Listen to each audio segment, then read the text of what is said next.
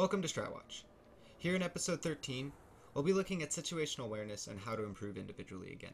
We'll be looking at this concept of situational awareness, how to improve on it, what are the aspects of it, and what actually makes up situational awareness. And if you improve on, what are the benefits of having good situational awareness or game sense? And how can this improve your Overwatch gameplay? This is StratWatch, I'm Raptors, and I'll be walking you guys through this episode. So what is situational awareness? Situational awareness is basically the awareness of the information around you on the map. There are a few things, or quite a few things, that this information can be. Well, first of all would be hero positions. You know, where your teammates are, where they are looking, what they can look at, what they can't look at, where the enemies are, where they're coming from, what paths they can take. Be it, if you're on Temple of Anubis, these different paths right here. The other things that can go into this are, of course, going to be your cooldowns. Concussive Blast has a 12-second cooldown. Understanding that information, as well as knowing when the other team's Concussive Blast is on cooldown, can influence your awareness. And obviously the damage values. Knowing that Pharah's rockets do 120 damage. Other heroes, of course, doing different damage values. Tracer being 6 damage up close.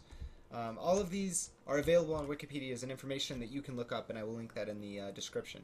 But also, again, like I said, with positioning, there's also angles that you should be aware of. If you're standing here, then you're not going to be able to see anyone over here without over-peaking this angle and giving yourself a lot of making yourself very vulnerable to the angles that you were previously covering from here. There are other ideas that go into this, but these are like the core concepts that you need to be thinking about. There is other data that you will come across and be focusing on with your situational awareness, but what I want to highlight here is that all of that data comes together into your understanding of what is going on around you. If the enemy team is putting 3 heroes to push this side, and you already have a hero or 2 ready to, buffer that and fire some rockets, maybe it is a Pharah, maybe it's a Torbjorn turret up there, whatever it may be, and you have a hero over here to the right, that's going to provide your team with, overall situational awareness, but you as an individual need to take that information, right? If they're covering that angle and they're covering that angle, well then maybe you should be thinking about distracting main a little bit, or maybe you should be setting up for a flank on one of the other 2 angles. And you can derive that information by looking at what you are dealing with in the game. Now, why does situational awareness matter? Well, at the end of the day, when you are playing a game, it's very hard to make these decisions. You're in the middle of a battle, you're fighting it out, you're dealing with people shooting at you, you're dealing with having to aim, predict, and think about all this other information that is prudent to you being able to perform at the moment that you're needed to. So all this other information is stuff that you have to know going into it, and also having experienced it. So if it's really hard to make those decisions in the heat of the battle, then we have to rely on our understanding and experience that comes from outside of play, or thinking about it afterwards, to be able to make those decisions on the fly more cleanly. So if your situational awareness is good, you have a good understanding of all the heroes' abilities, cooldowns, damage, you have a good understanding of all the routes on the map, and you've played the game a fair bit, then your reaction time to different situations is going to increase, and your decisions in that reaction is going to be much cleaner, and that will make your play in the end better. Not only will you, in theory, be aiming better because you should be focusing on, okay, I want to land a double direct or whatever it is on your hero. Maybe it's Widow landing that headshot. But if you're focused on that and you already know that situational awareness, or you have a good basis for it, your game sense is good is another way to describe it, then that will make your position that you put yourself in to perform even better. In addition to that, I feel like it's worth highlighting that not only does it improve, obviously, your reaction time, like we said, and your decision making, but it also improves your reaction time to new information in new situations. Let's say that you had never dealt with, D.Va, Winston, Zarya, Roadhog, and Reinhardt, all coming down middle, right? And that's their strategy, something really out of the ballpark. But you had played this game a lot and dealt with triple tank bursts in competitive mode a lot, and you were familiar with how to deal with triple tank bursts. Well, a 5 tank burst is going to follow some similar properties, and you can exploit that because of the experience that you have. So it'll make it so that when you're dealing with new situations, it'll be a lot easier. So if all of this matters, and we have a bit, understanding of what situational awareness is, then how do we improve on it? And that's always going to be the focus of these episodes, is, of course, what is the concept? Because understanding the concept is critical to improving. And then the second part is always going to be, why does improving on this matter? But, of course, where do we go about improving it? Well, the first thing is, of course, the data. Like I said at the beginning, all of the hero information is available on the Overwatch Wikipedia page as well as the Overwatch page. You can find there's the oversheet that was created by Sprite Guy at the beginning of the launch or during the beta that you can use, and also was reposted during the launch of the beta. Very useful spreadsheet, and I can link that in the description as well. But all of that information is available, and it is worth it to study it and just know it. Again, having the understanding, I don't know exactly the duration of the boost on Pharah if you hold it, but I believe it's 3 seconds. But knowing the cooldown on your thrust is about 10 seconds, 11 seconds. You have the 12-second cooldown right after you use Concussive Blast. There's the Winston shield, knowing that it's 13-second cooldown, but it doesn't start until his shield has expired. All of that little information will help you out. So that's the kind of stuff that you have to study. And of course, map layouts. All of these episodes will talk about it. Running around maps in skirmish mode is very helpful to understand these kind of positions you can put yourself in. A lot of people don't really exploit this at the medium or 50s, 60s, going up into 70s. Sometimes people still will focus way too much on pushing down main and good fragging, when sometimes a good flank around this side is exactly what you need. Some people don't, on defense, will not use little jumps and tricks that you can do by just running around you. Without Pharah, other heroes can jump onto this and can actually clear this ledge right here. Torbjorn can make it, other heroes can make it, and you can even make it on top of this ledge right here with other heroes. So running around the maps and knowing all these little things and studying that information is incredibly helpful with this. But the next part is going to be experiencing the situations, and that obviously just comes from playing. You need to be practicing the game and also studying other people. But when you practice the game and play it, you should also be considering filming your own play. And that's a big emphasis on all of these episodes. If you really want to get to the next level and improving your play, you should always be filming whatever quality you can film, and it doesn't matter. You're the only one who's going to watch it. Just to see where you're looking, right? If you're sitting here at the beginning, you're defending, and you're maybe boosting out his Pharah a little bit, throwing some rockets over here, and you get sniped by a Widow who just flick shots up there, well, maybe next time you should wait. You think I should wait a second to see if they do have a Widow, so I'm not already peeking that. Or maybe, you pre-fire a rocket up here too, expecting there to be somebody potentially doing something like that. And watching and studying your own play will help you improve your situational awareness, because you'll see what you do right and wrong, and what you can improve on in your awareness of the game. But again, experiencing the situations is the focus of that. Playing the game, learning this stuff, knowing that there's all of these little different paths around the map that exist, and each of these videos I'll always emphasize that. But on top of that, of course, also emphasizing that just being able to move around the map fluidly is very important to this game. A lot of the time people will get caught up in situations where they are stuck pushing the same angle with the same heroes and the same strategy. And sometimes that works when you're able to outfrag, but at the end of the day, it's also worth it to be able to fluidly change up the way you're going about things, or the strategy in which you're going about it. And that comes from situational awareness, understanding that you're getting chopped up as you're all pushing down into main. Well then, if you're on the offense and all of you are pushing through main and getting cleaned, and you can't get anyone over this landing right here onto this platform to be able to get damage, because maybe they already have an entrenched Widow, they have a soldier over here, they have a good setup, it's hard to break through. Well then, maybe you should really consider getting a Genji going, and something that isn't or is more mobile than Pharah, and can get through this very quickly, dash through, and then quickly get back into this area of the map, so that you can have a free roam. Maybe just poke the Widow, get back, poke the Widow, poke back, and give your team more options. And that is gained by playing the game more and learning it. So again, experiencing is going to always be key. But the next part is always, of course, going to be studying professional and competitive, high competitive level play. And that will always help a lot, because these players are going to be in situations already, and they've learned from those situations, and they're going to be making those decisions that you want to emulate and that you can figure out. So in the next portion of this video, we will be highlighting a little bit of some situational awareness. But again, I really want to emphasize, guys, that this episode, or this specific concept, is one that is very ethereal. It's not something that you can sit there and say that I'm going to work on situational awareness today, per se. Yes, you can and you should. It's something that you should focus on. But it isn't a concept that you can, go into training mode and fix. It's a concept and an idea that takes a lot of experience and aggregate understanding of playing to be able to, and watching to be able to get better at.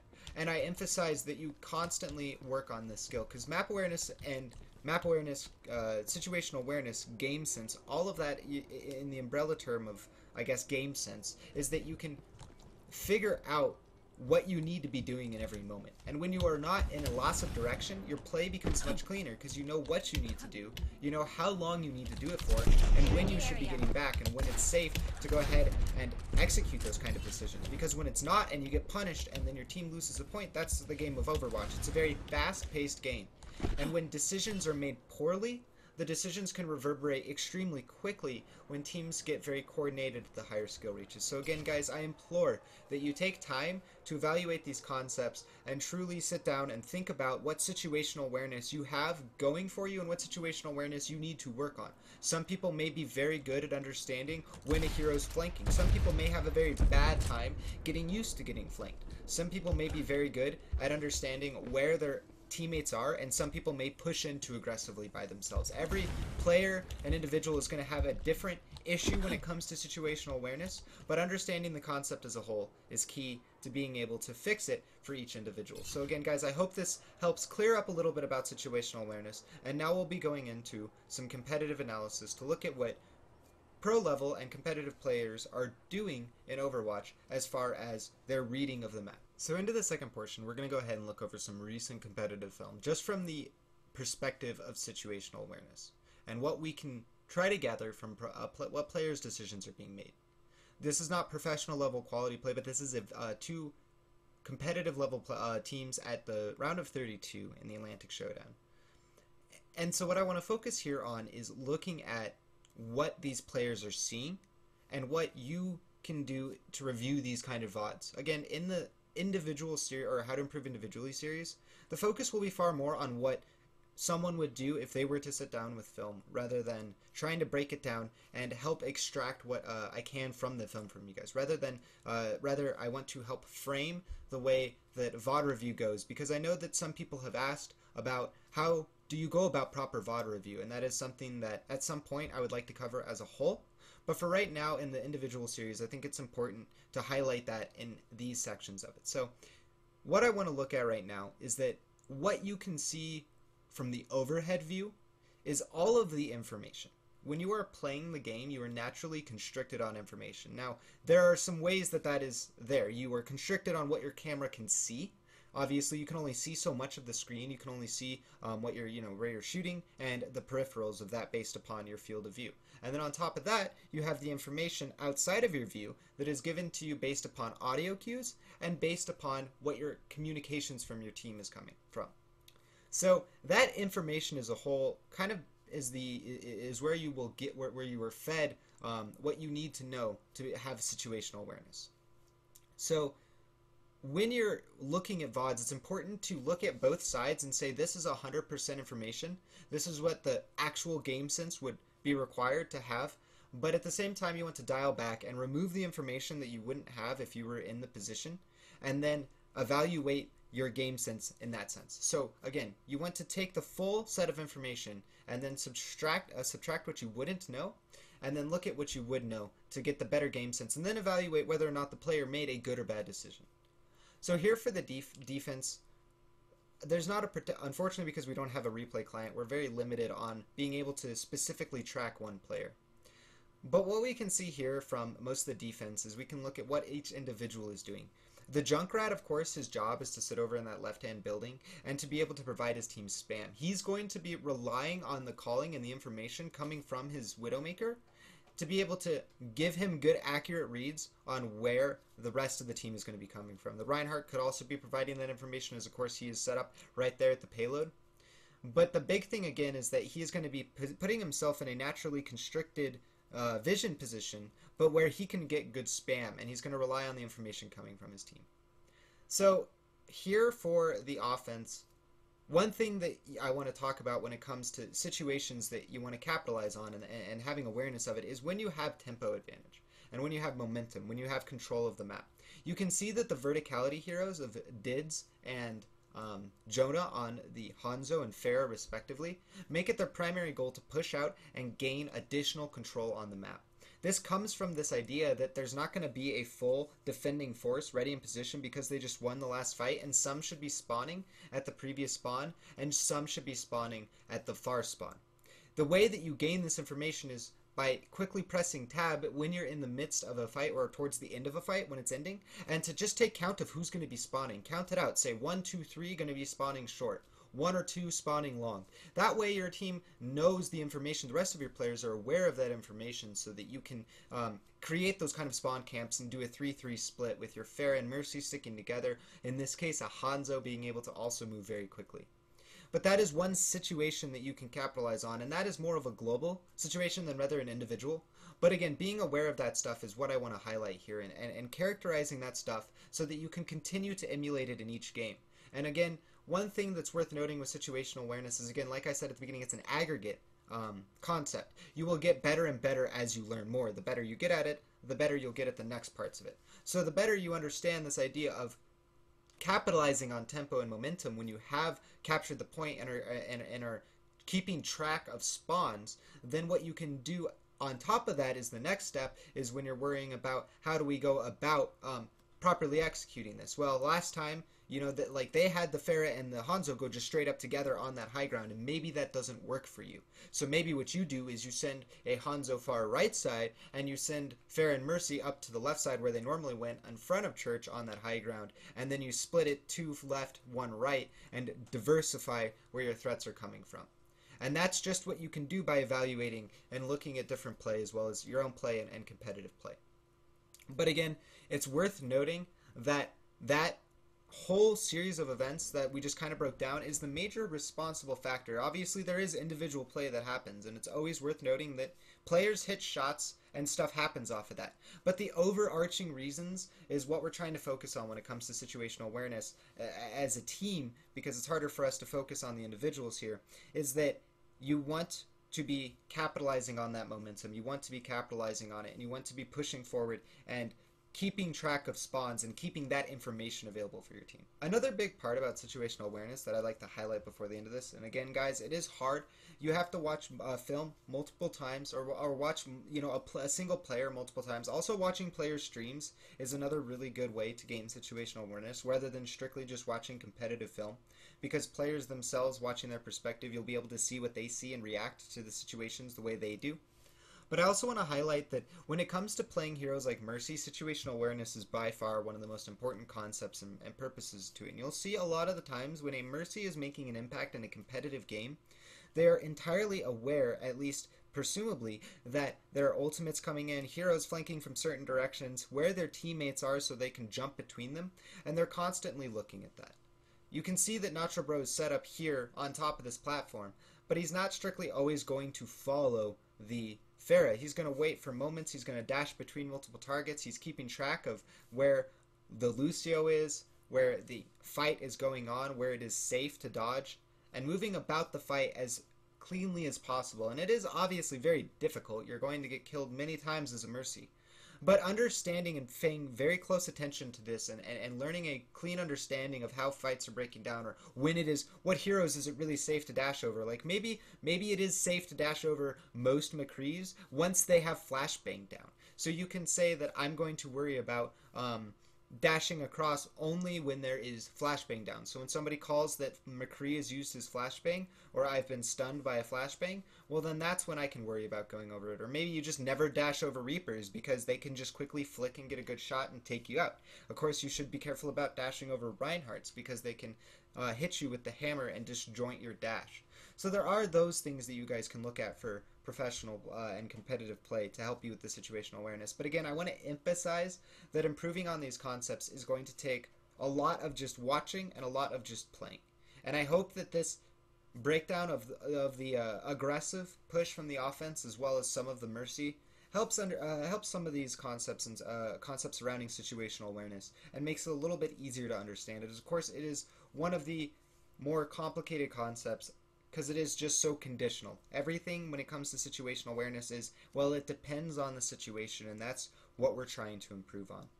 To recap, guys, situational awareness is a little bit more of an ethereal concept. It is harder to pinpoint an exact definition. Of course, what we're going to stick with is that it is the awareness of the information around you on the map. And of course, the map itself is information, but the information around you dictates your situational awareness, which dictates your game sense.